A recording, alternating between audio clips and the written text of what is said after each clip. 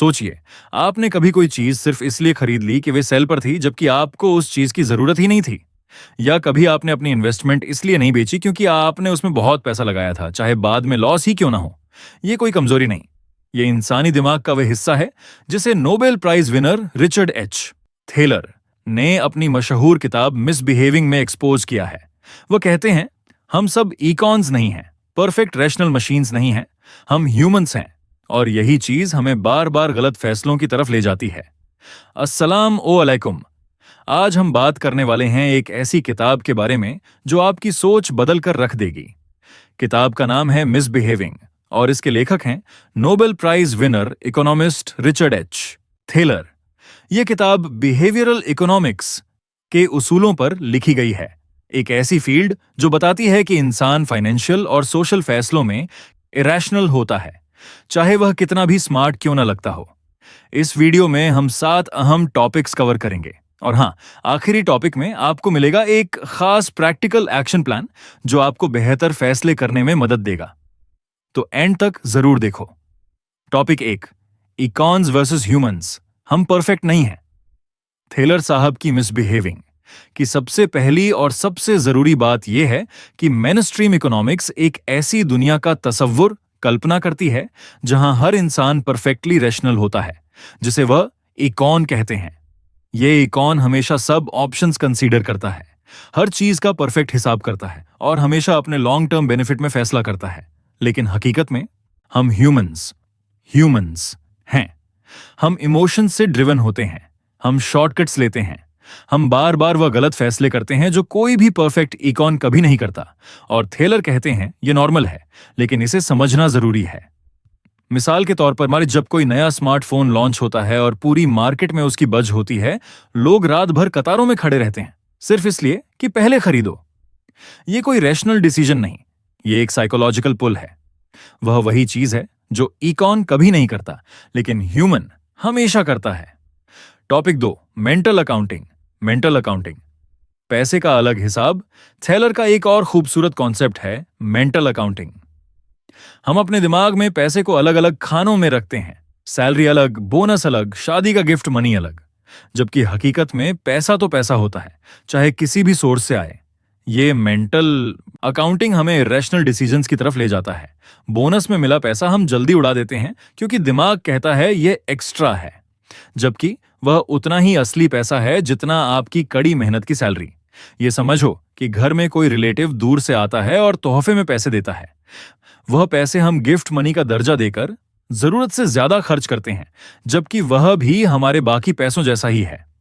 Thaler की misbehaving में यह बात जबरदस्त तरीके से एक्सप्लेन की गई है कि ये मेंटल अकाउंट्स हमें फाइनेंशियली कमजोर फैसले करने पर मजबूर करते हैं।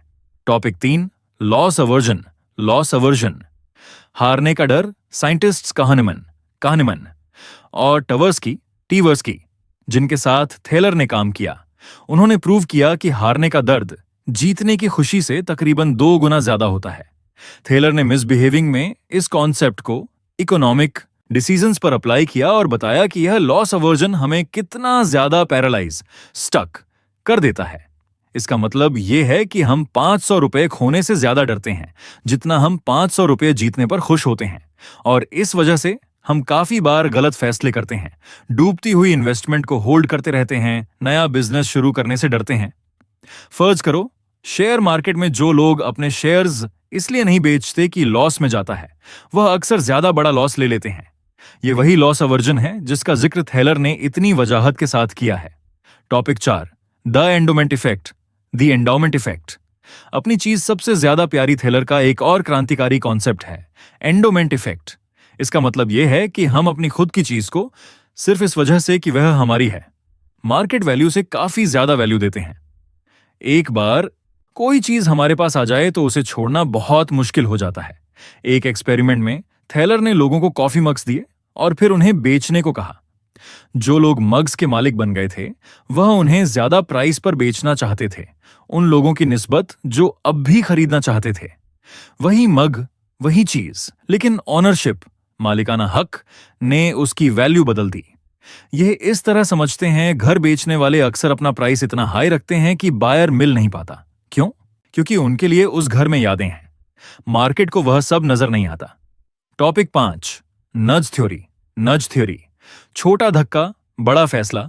यह थैलर की मिसबिहेविंग का सबसे पावरफुल और ग्लोबली इन्फ्लुएंशियल कॉन्सेप्ट है, नज थ्योरी।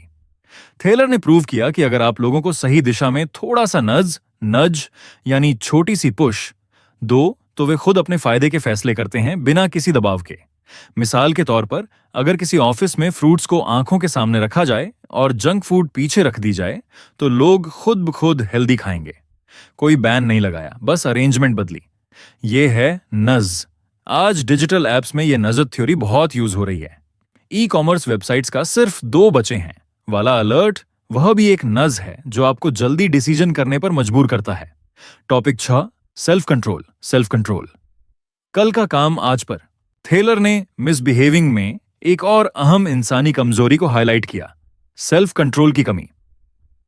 हम सब जानते हैं कि क्या बेहतर है, एक्सरसाइज, सेविंग्स, हेल्दी खाना, लेकिन करते वह हैं जो अभी अच्छा लगता है। थैलर ने इस प्रॉब्लम को समझाने के लिए एक कॉन्सेप्ट यूज किया, प्रेजेंट बायस। प्रेजेंट बायस यानी हमारे लिए अभी का फायदा कल के फायदे से हमेशा ज्यादा अट्रैक्टिव लगता है। हम फ्यूचर में बहुत जनरस होते हैं, कल से डाइट शुरू, लेकिन जब कल आता है वह भी कल बन जाता है। टॉपिक 7, प्रैक्टिकल एक्शन प्लान, अपनी जिंदगी बेहतर बनाओ। 1, मेंटल अकाउंट्स तोड़ दो। आज से यह सोचो कि हमारे पास सिर्फ एक टोटल मनी है, बोनस हो या सैलरी, हर रुपये की वैल्यू बराबर है। इससे आप फालतू खर्च से बचोगे। 2, लॉस को रैशनलाइज करो। जब भी इन्वेस्टमेंट में लॉस हो, खुद से पूछो, अगर यह मेरा पैसा नहीं होता क्या मैं आज भी यहां इन्वेस्ट करता? अगर जवाब ना है तो नुकसान काट के निकल जाओ। 3, अपने लिए नस डिजाइन करो। अपनी जिंदगी में हेल्दी चॉइस को आसान बनाओ। फोन स्क्रीन से सोशल मीडिया एप्स हटा दो, जंक फूड घर न लाओ। 4, कमिटमेंट डिवाइसेस यूज करो। थैलर कहते हैं कि अपने फ्यूचर के लिए आज ही कमिट करो। सैलरी का कुछ हिस्सा ऑटो डिडक्ट करवा लो सेविंग्स में। जब कमिटमेंट पहले हो जाए तो अमल करना आसान हो जाता है।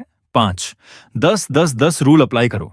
जब भी कोई बड़ा फैसला करना हो, खुद से पूछो, 10 दिन बाद, 10 महीने बाद, 10 साल बाद, क्या मैं इस फैसले पर खुश होऊंगा? यह सिंपल रूल प्रेजेंट बायस को तोड़ देता है। तो दोस्तों, ये थी रिचर्ड एच. थैलर की जबरदस्त किताब मिसबिहेविंग की खास समरी। रॉल्फ डोबेली की the art of thinking clearly की तरह ही यह किताब भी हमें याद दिलाती है कि हमारे फैसले हमेशा रैशनल नहीं होते। अब आप बताओ, इस वीडियो में से कौन सा कॉन्सेप्ट आपको सबसे ज्यादा रिलेटेबल लगा? लॉस अवर्जन, मेंटल अकाउंटिंग, या फिर वह कल से पक्का वाली प्रेजेंट बायस? नीचे कमेंट में जरूर लिखना। अगर यह वीडियो आपको पसंद आई हो तो इसे लाइक करो, शेयर करो, और अगर आप ऐसी और बुक समरी चाहते हैं तो सब्सक्राइब करना मत भूलना। अल्लाह हाफिज।